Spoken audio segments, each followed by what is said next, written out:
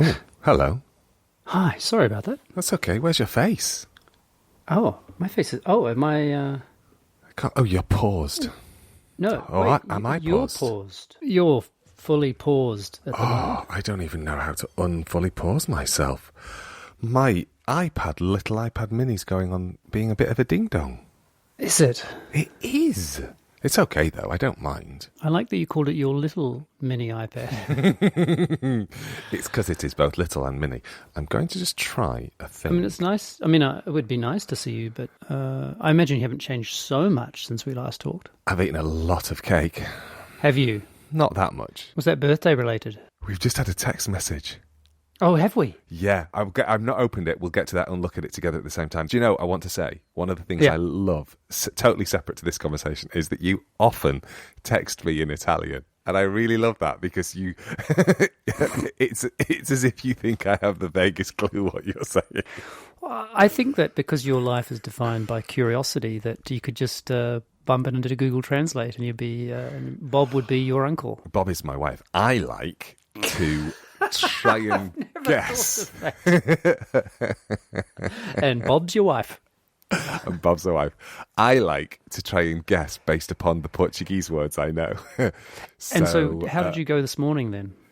Well, because you said S-E-I, separate word, P-R-O-N-T-O, sei pronto. I was like, sei is very close to seu, which is you. Yep. So I'm thinking you probably said you, and pronto is basically ready. So I think you said, are you ready? That translation is gold. Yes! You get a gold star. You passed your A-levels with an A star in Italian translation.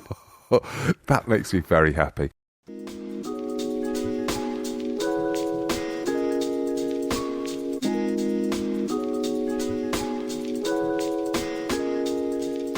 This is a podcast in which two friends have serious conversations about silly things and silly conversations about serious things. I'm Simon Ellis. And I'm Lee Miller. Welcome to Midlifing.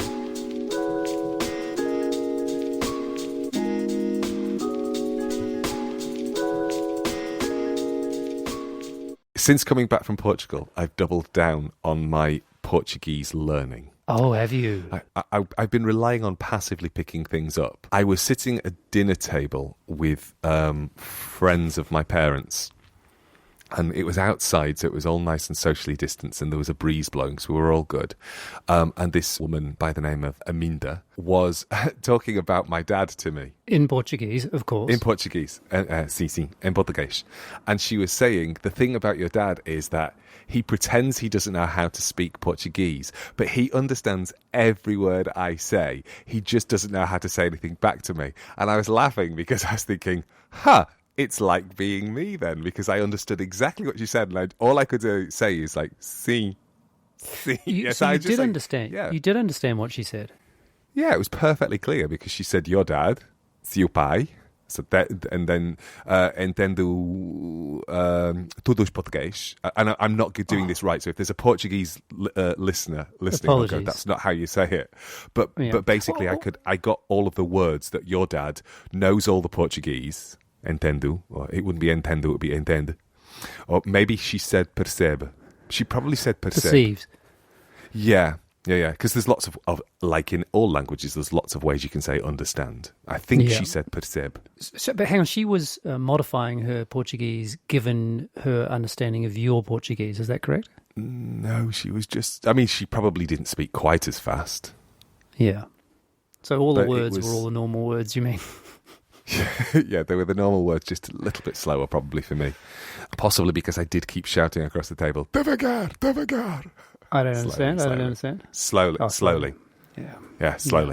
So you would to be posh, you would say, com licença, não falo muito português. Pode falar mais devagar, por favor. Is how you would say it. I don't understand nicely. Portuguese. Please speak a little more slowly or something like that. Exactly, but in real life, you just shout slow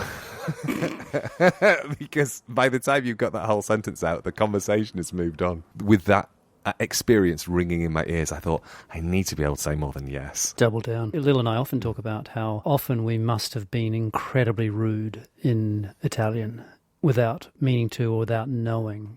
Because all of those, the subtleties of, because of course rudeness is so culturally specific. I can be rude in English in England without knowing I'm being rude in English in England, And just there's that. It's not even and it's so interesting because it reveals so much about. I think, there's something about the power of learning another language.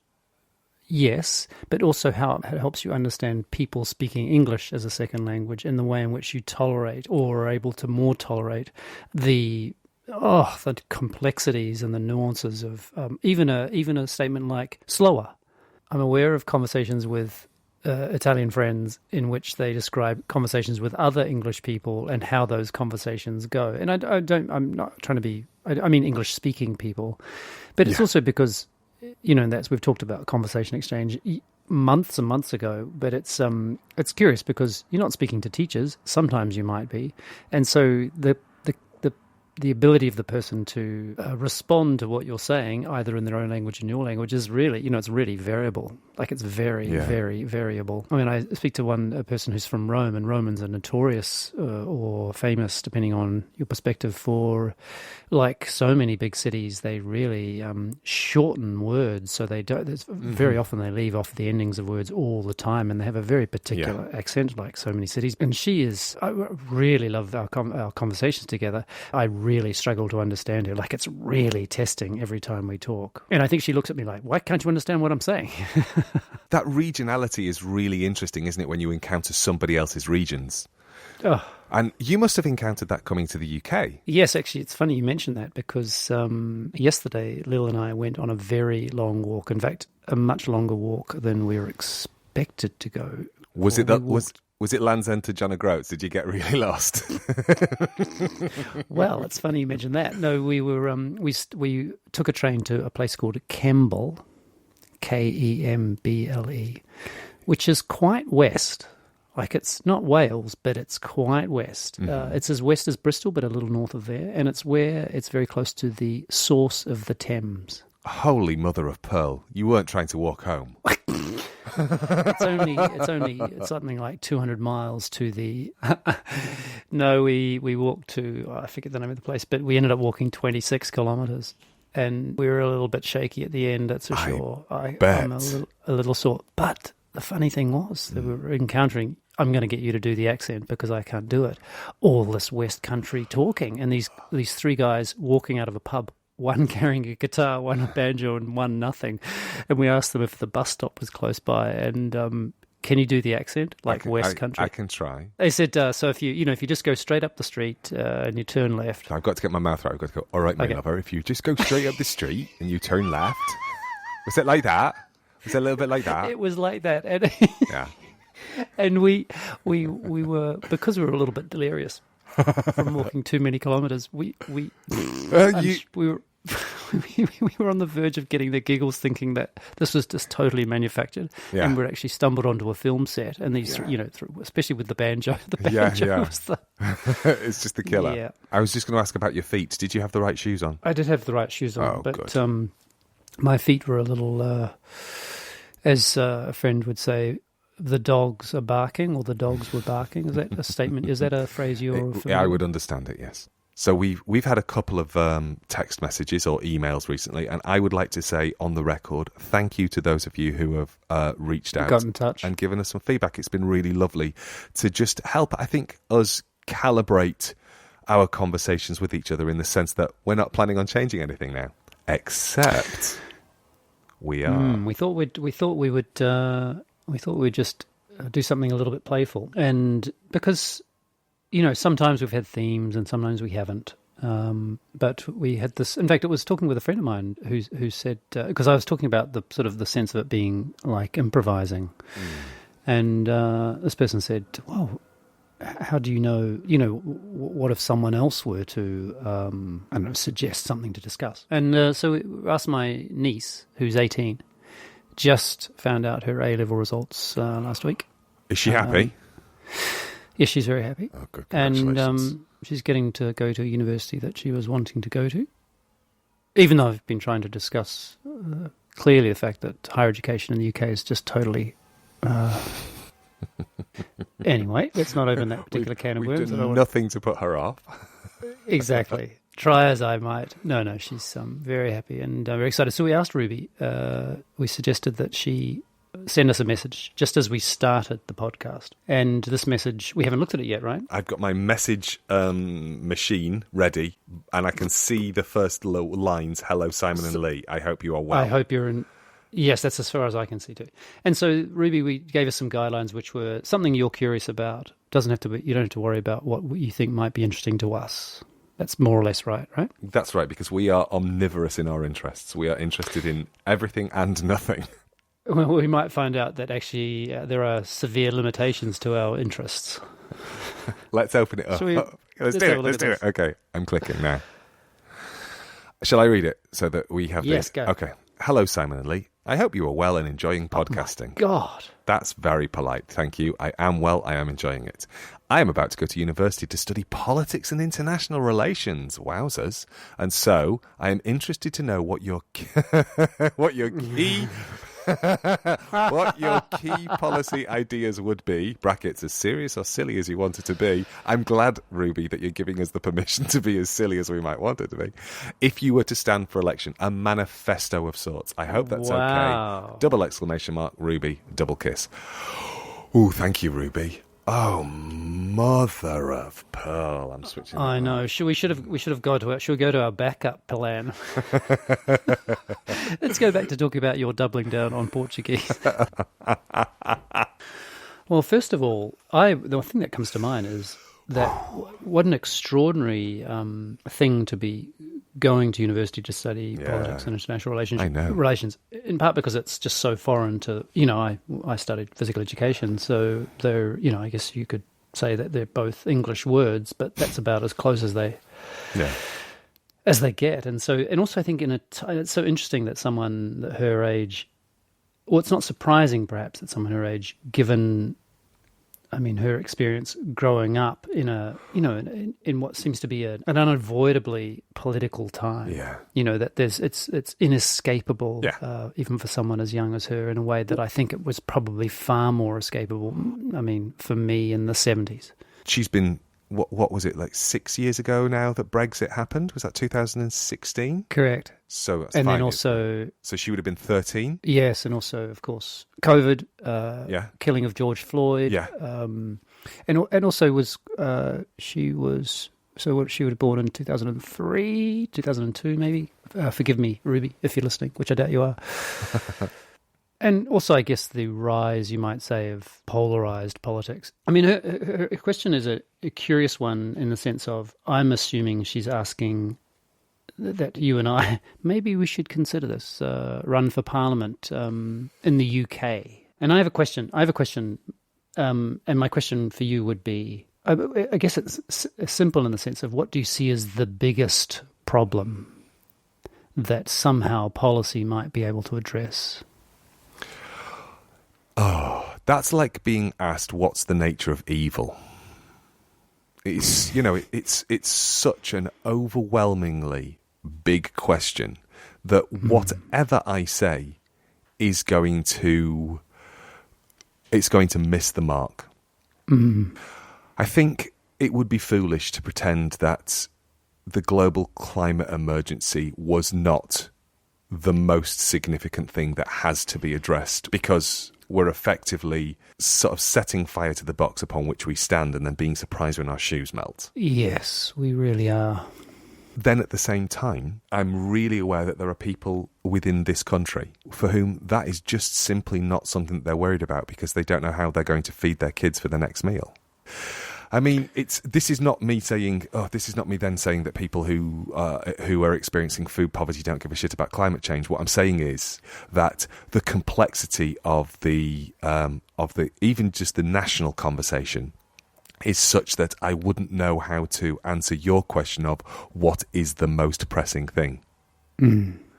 Because you're talking about a kind of, that old idea, and I forget who, I think it's an economist idea, that of wicked problems, or a wicked problem, because there are so many things interrelated here that if you start picking at one, then you're not really getting at the entirety of it. Because in a way, like to me, you can't be talking about climate change unless you're talking very specifically about inequality. Yeah. Not least of all because it's not going to be the rich countries so much that are going to be profoundly impacted, at least first, by rising climate. Yeah, the short answer for me is, how do you address those two problems at the same time?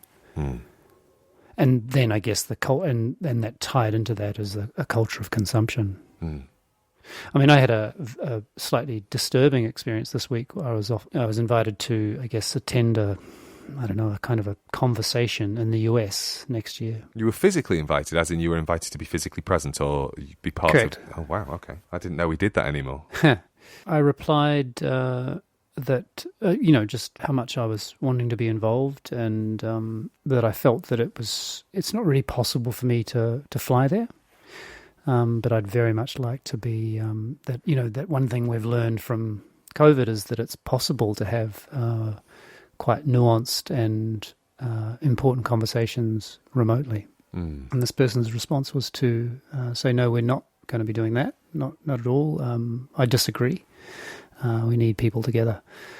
And I wrote back, I said, the planet wins on this one for me. And, their response was really to say, one of the things I like about our conversations is when we disagree. And I was really quite, I'm not sure what I was expecting. I mean, certainly I was expecting that there would be a way to integrate people remotely. Because there are always going to be many reasons why people can't be at a place physically. Not least, one might be, you might call it ideological on my part. Yeah. Because it's pissing in the wind, that's for sure.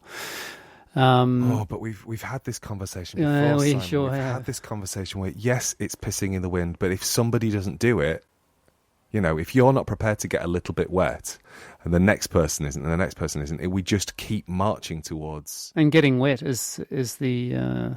It's the operative term in this case. Well, yeah. Well, at what point, do we, academics, let's just say academics, at what point do we go, our behaviour has to change? At what point?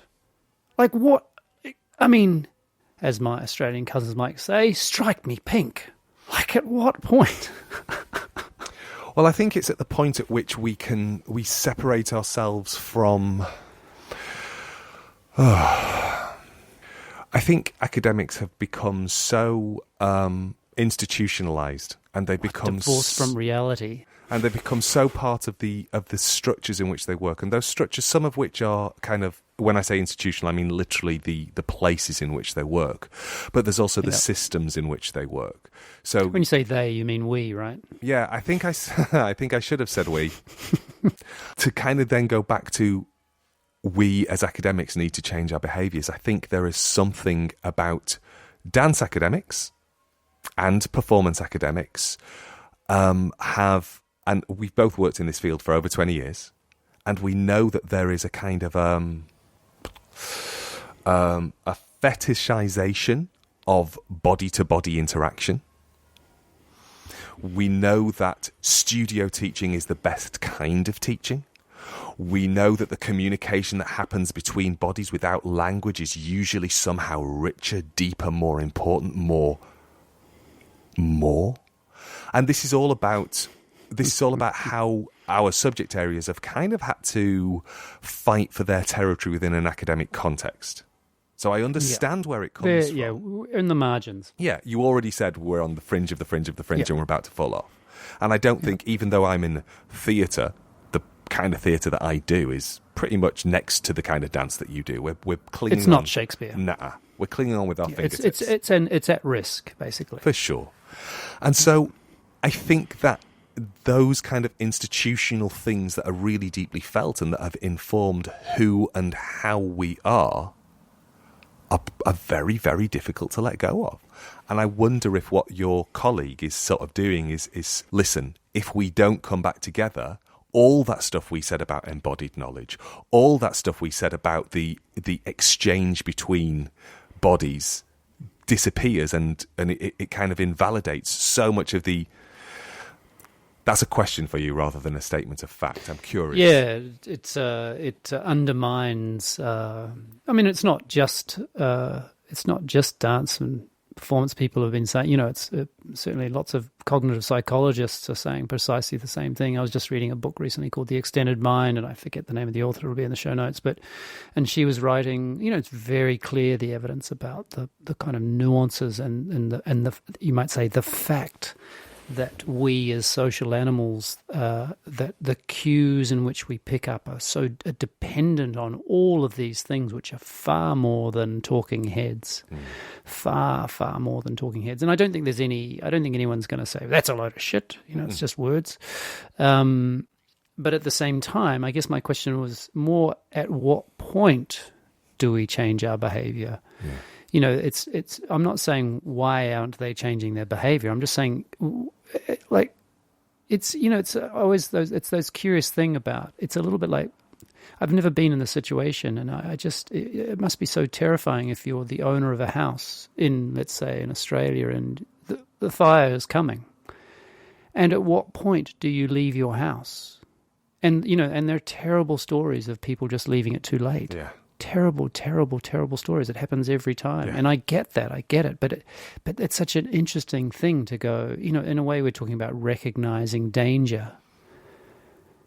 And how, in a way, well, anyway, I don't. Maybe this is getting. But no, I don't think it's getting away from. It's not getting away from Ruby's question, because Ruby's question is, what would our manifesto be? And I think what we are starting to understand between us is, it's really easy for us to sit in a podcast having a conversation about the inadequacies and the ineffectual nature of our politicians. I know that we've both, and I particularly, have been very, very critical of the current UK government, and never really taken a moment to go. And of course, the job is an impossible one. Yep. It's an impossible job to do. How would you begin to... And then I suppose... This is where I start to become a little bit more kind and I guess curious again to this monolith of government that I've tended to not be kind or curious about, but to go, perhaps then it makes more sense when I realise how difficult this is, that they prioritise their friends, why they make decisions that appear to be, or may indeed be, self-serving, because actually to fix the things that they have to do may feel overwhelming. They may feel impossible. And so they become shortcuts, don't they? Yeah, exactly. And I don't think that lets anybody off the hook, because let's just think about what Marcus Rashford can do and what he has done for children who are not being fed properly. He shamed people who shouldn't need to be shamed into addressing food poverty. Yeah. Anyway, I'll stop.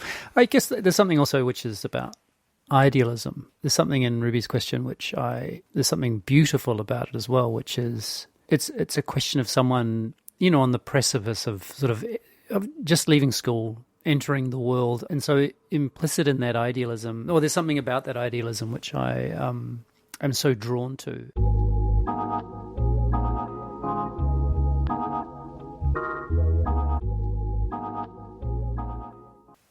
That was eloquent. Yeah. They do that thing where they do that kind of thing. Yes, it was one of the signs we saw on our walk yesterday, was and it was like the name of the place. This is in the Cotswolds, so it's varying degrees of fancy. Like some, uber fancy, and then others where there was clear stratifications going on in different ways. And there was a sign which said, whatever the name of the place was, Lil would remember it. Like not the byline, what's the thing? Like the little, in New Zealand, Wellington, it was absolutely, positively Wellington, which I never understood. Like the motto kind of thing. Like, exactly, the branding. Yeah. And this one was, where something is happening.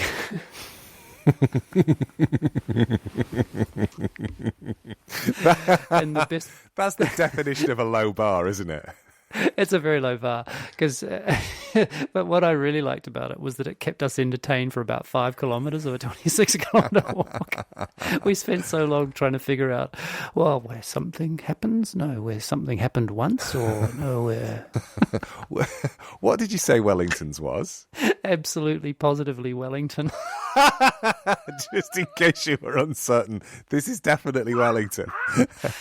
I do. This is a long time ago. I think maybe Wellington. maybe the 80s. We're even. really sure that this is us. Plymouth, which is our biggest nearest city that has a brand, it relatively recently, maybe 5 or 6 years ago, branded itself as Britain's ocean city, which is true because it's on the Atlantic. And also, it has a pretty long history with. Not least of all its relationship to America. No, really. Absolutely. But it used to be, the branding was, as you drove into the city, it was Plymouth, the spirit of discovery. But what I always loved is that every time they repainted the sign, somebody would come along and paint it out. So it always said Plymouth, the spirit of disco.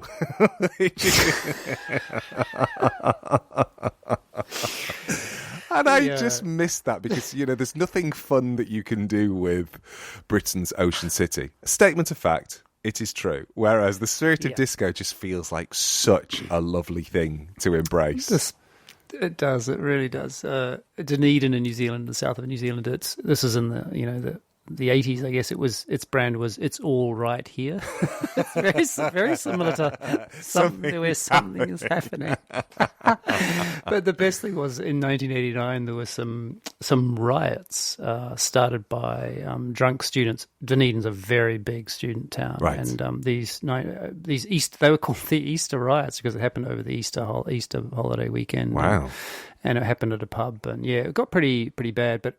Within extraordinary turnaround. Given this was way before meme and internet days, the T-shirt was "It's all right here." Nice. It's all right here. It's all right here. Yeah. Hey, really nice. Are we finishing? I think that felt like I believe I'm going to start calling it the button. That felt like the button of the show. The button. I like that.